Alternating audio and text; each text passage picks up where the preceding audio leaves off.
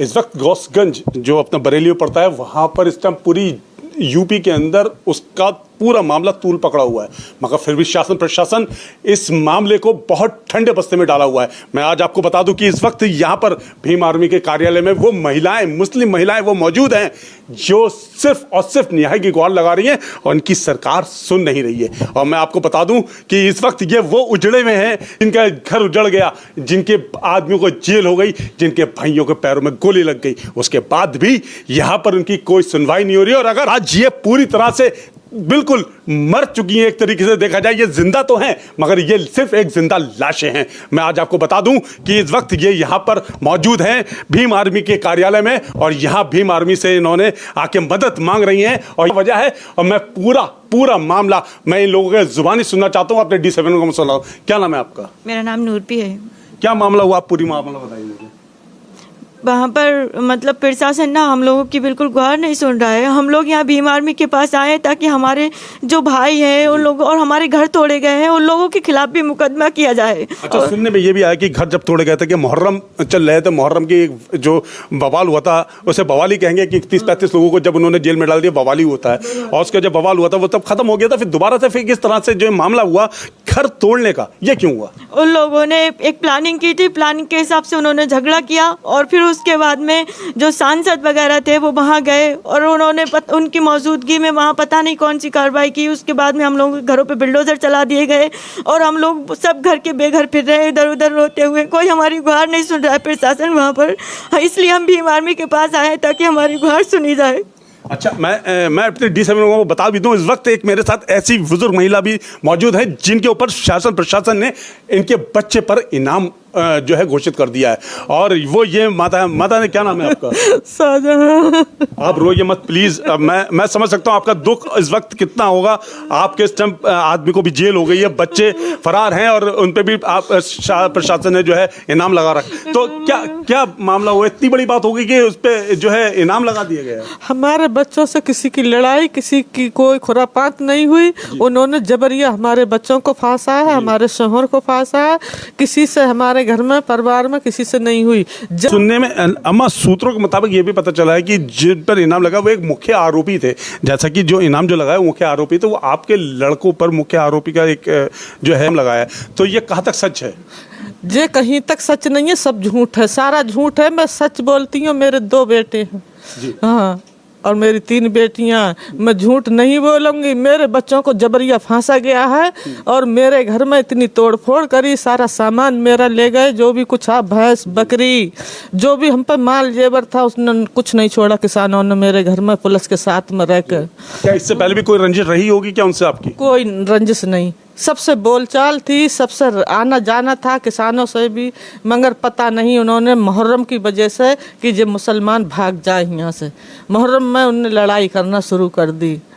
अच्छा, मैं बता भी दूं कि यहाँ पर जो है ये भीम आर्मी की पूरी टीम के साथ मदद के लिए यहाँ पर आई हैं और जिस तरह से ये यहाँ पर आई हुई, इनका एक सहारा है जो चंद्रशेखर भाई की तरह से ये यहाँ पर उनका सहारा, कि उनका एक सहारा उनको ऐसा लग रहा है, एक उम्मीद की किरण लग रही है कि शायद उनकी एक किरण से इनका घर बच जाए और इनके जो बच्चे जो इस समय परेशान हाल हैं, जो इधर मारे फिर रहे हैं, वो भी शायद इनके घर पर आ जाए। मैं बहन से बात करूँगा। बहन, मुझे ये बताओ कि अब आप क्या चाहती हो? हम चाहते हैं कि जो लोगों ने हमारे भाइयों पर, हमारे घरों में इतना मतलब हम लोगों की पूरी जिंदगी बर्बाद कर दी है, उन लोगों को मुकदमा लगाया जाए, कड़ी से कड़ी कार्रवाई की जाए। हमारे भाई, हमारे पापा, सब लोग ऐसे फिर रहे हैं जैसे कितने बड़े मुलजिम हैं, जबकि वो बिल्कुल बेकसूर हैं और हम लोग ऐसे भटक रहे हैं जैसे हमारा कोई सुनने वाला नहीं है, कोई देखने वाला नहीं है।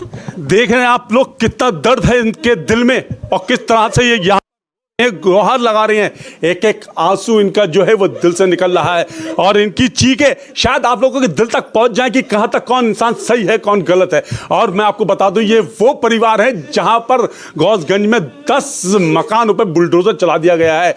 बाकी आगे भी क्या कार्रवाई होती है वो प्रशासन जाने, मगर अभी मैं आपको बता दूं कि इस वक्त इस मामले में संज्ञान लिया है चंद्रशेखर आजाद, जो यहाँ पर आजाद समाज पार्टी के जो संस्थापक हैं, उन्होंने संज्ञान लिया। उन्होंने आज ही इस बात पर ट्वीट भी किया जहां पर तरह से उनके एक संस्थापक का मैसेज आया और एक ट्वीट आया। ट्वीट पे ये लिखा है कि हर हाल में मैं इनके अपनी टीम के द्वारा मदद करूंगा। सर, जो अभी सुनने में आया कि आज चंद्रशेखर आजाद जी का एक ट्वीट आया है इसी मामले को लेकर, शाही के मामले, उस पर आप क्या कहना चाहते हैं? देखिए, ये हमसे कुछ दिन पहले ये लोग हमसे मुलाकात करके गए थे। हमने इनकी समस्या को समझा और बड़े भाई चंद्रशेखर आजाद तक ये पहुंचाई इनकी समस्या है। आज उन्होंने इस मामले में संज्ञान लेकर यूपी सरकार से ये कहा है कि तुरंत ये जो एक पक्षीय कार्रवाई है इसको रोका जाना चाहिए। और उन्होंने भी ये वादा किया है इन बहनों से कि जल्दी हमारी टीम इनसे मिलकर इनको न्याय दिलाएगी। साथ ही साथ में अगर ये जो कार्रवाई है पुलिस के द्वारा एक पक्षीय कार्रवाई, इसको नहीं रोका जाता है और इनको न्याय नहीं मिलता है तो बड़े भाई चंद्रशेखर आजाद भी बरेली आकर इनके मामले में स्वयं धरना देंगे। जी। तो ये जो विशाल जो धरने की बात चल रही है, जैसे कि ट्वीट पे हुआ है कि बताया गया है कि अगर आपकी टीम है पूरी गठित की जाएगी शाही मामले को लेकर जो यह बवाल हुआ था, जैसा कि आपका आरोप है कि वो एक तरफा पुलिस कार्रवाई कर रही है, ऐसा आपने कैसे कह दिया? देखिए, ऐसा है, जब झगड़ा अगर दो पक्षों में, अगर हम मानते हैं कि झगड़ा दो पक्षों में हुआ है तो कुछ इनकी तरफ भी चोटें आई हैं और कुछ दूसरे पक्ष की तरफ भी चोटें आई हैं। जब अगर हिंदू पक्ष के भी चोटें आई हैं तो मुस्लिम पक्ष के भी कुछ चोटें आई हैं और ना उनका मेडिकल कराया गया। आपने हिंदू पक्ष की तरफ से पुलिस के लोगों ने एक एफआईआर दर्ज कर ली गई, पर मुस्लिम पक्ष की तरफ से इन्होंने तहरीर दी, उस पर कोई एफआईआर दर्ज नहीं की गई। साथ ही साथ में वहाँ गाँव में सत्ता दल के विधायक ने और सांसद ने खड़े होकर स्वयं पूरे मुस्लिम समाज के घरों को चिन्हित करवाया शासन प्रशासन के द्वारा दबाव देकर और उनको तोड़ने का काम किया।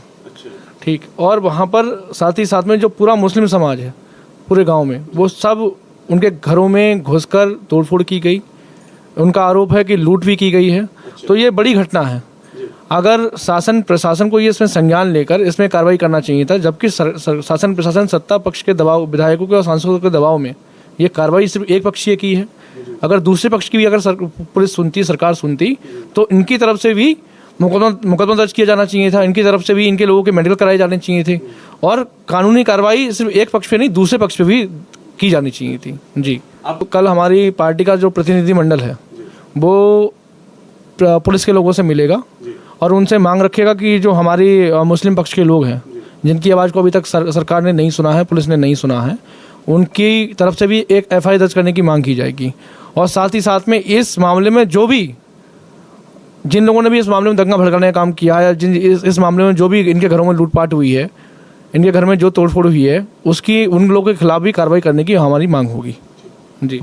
बहुत बहुत शुक्रिया। ये इस वक्त हमारे साथ यहाँ पर जो थे मंडल अध्यक्ष विकास बाबू थे और विकास बाबू ने बताया कि इनका आरोप सीधा यह है कि यहाँ पर पुलिस ने एक तरफा कार्रवाई की है और एक तरफा कार्रवाई की वजह से आज ये हाल हुआ है कि यहाँ पर 10 घर टूट चुके हैं, उनके आदमी जेल जा चुके हैं, किसी बच्चों की गोलियां लग चुकी हैं और यहाँ पर वो महिलाएं खड़ी हैं जो अपना दुख और दर्द बयान कर रही हैं। उस बयान को वो आंसुओं की तरह बयान कर रही हैं कि शायद इनकी एक गुहार चंद्रशेखर आजाद तक पहुंच जाए और वो यहाँ पर आके इनके मामले में खड़े हो जाए और शायद इनको न्याय मिल सके। आगे भी मैं इस तरह से आपको अपडेट कराता रहूं। बने रहिए मेरे साथ। कैमरा पर्सन मुस्तफा के साथ मैं सैयद सलमान, D7 न्यूज़ बरेली।